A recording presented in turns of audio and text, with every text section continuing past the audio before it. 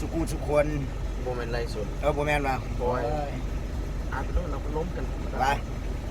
แล้วคือว่าพากันไล่สดเนาะเติมน้ำมันอากาศก็ดีอยู่ได้พี่น้องวันนี้อากาศอยู่เมืองลาวดีอยู่เดี๋ยวนี้อยู่แถวพี่แล้วแถวคำสวัสดิ์พี่แล้วบ้านเบากินน้อยไม่อยากเลยปีนั่นมาปีจ่ายรถส่วนรถป่ะ ไม่มิน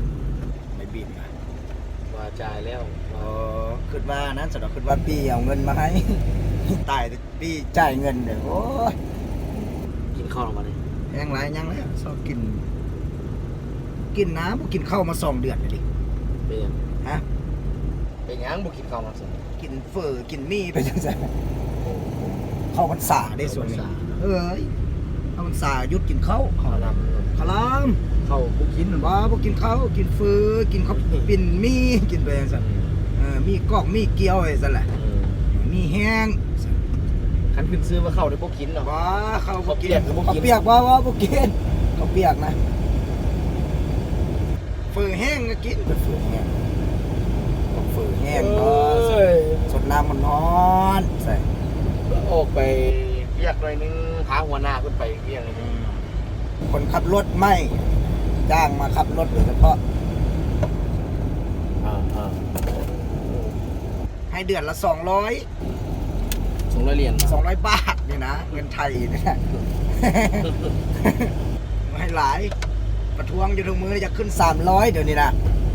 เบิ่งก่อนเบิ่งผลงานก็แม่ขึ้นกันเลยเนาะผลงานอย่างบ่ทันมีสิว่าประท้วงขึ้นเงินเดือนประท้วงเอาแต่เงินเดือนเวียกคนบ่เฮ็ดนอนตื่นสวยสมมุติน่ะประกาศไว้ยามใดก็เอาเงินเดือนขึ้นแน่ๆเงินแน่ๆขับรถในนี้มาได้ 4-5 ปีละเงินเดือนบ่ขึ้นได้แต่200อยู่หั่นอยากได้250ก็สิขึ้นได้300ก็รอเบิ่งก่อนเบิ่งผลงานไปก่อน เบอร์นี้เลขออกคิดว่าเลขไงวะ เรียกว่าฟันอยู่ได้เมื่อคืนนี้ฟันอันนั้นเมื่อคืนนี้นะฟันไปเที่ยวแล้วเราเห็นยุงคาบเอาตัวช้างมันบินข้ามไปน้ำของมาซะท้อ โอ้โหยุงคาบกับตัวสร้างมีการน้ำคลองกูน่ะ เพิ่นว่าสิกลืนแน่น่ะ โอ้ เท่ายุงหั่นนะเว้ากับช้างว่าสิกลืนช้าง สิคืนสร้าง สิกลืนช้างปัดคาหูซะ ค้าหูสร้าง คาหูช้างฮะโอ้ยย่าเพิ่นถอน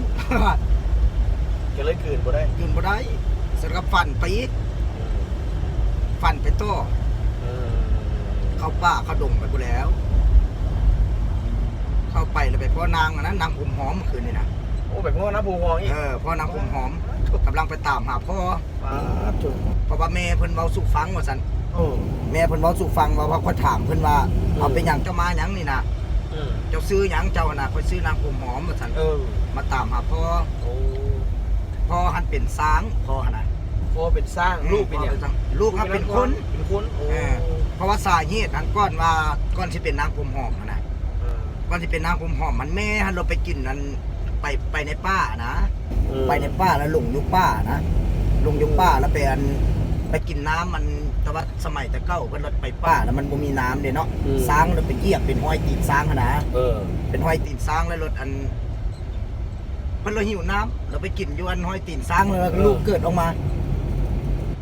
แล้วว่าอันเป็นอันนางผมหอมนะเป็นคนนะ เล่านิทานให้ฟังมัน เล่านิทานให้ ได้ เจ้าฟังเกิดเป็นคนฟันไปพ่อแล้วบ่เมื่อคืนนี่กับพ่อนางผมหอมถามมาซื้อนางผมหอมจะโทษก็จะคิดอยู่ได้ในความฝันก็ว่าให้นางผมหอมมันอยู่ในนิทานนะข่อยว่ามันอยู่ในนิทานพื้นบ้านได้ไปว่าอ๋อมาพอได้จังได๋งามก็แล้วก็ผู้งามก็งามคักงามแน่อยู่ก็สิแต่งเอาเราอยู่ขายรถได้ก่อน ขายรถได้ก่อนแล้วสิฝันไปอีกฝันไปอีกชั่วนึง เอาทำนี้ก่อนคลิปนี้ อันนี้ก็เนาะ เดี๋ยวที่เพิ่งติดตามตอนต่อไปว่า ติดตามว่านางผมหอมนี่สิได้กระเป๋ากระปูน้อยบ่อัน เอาขี่รถก็เด้อจะหน่อยแผนกจราจรเพิ่นว่าโทรขี่รถเจ้าห้ามลมโทรศัพท์ได้สิว่าอีกเนาะเอาช่วงนี้บายๆกันซะก่อนให้เบากี่น้อยคนขับรถเบากระปู โอ้ เปลี่ยนจากจานแบ่ เรื่อง จาน รา แบ่ ว เพิ่นออกแล้วเด้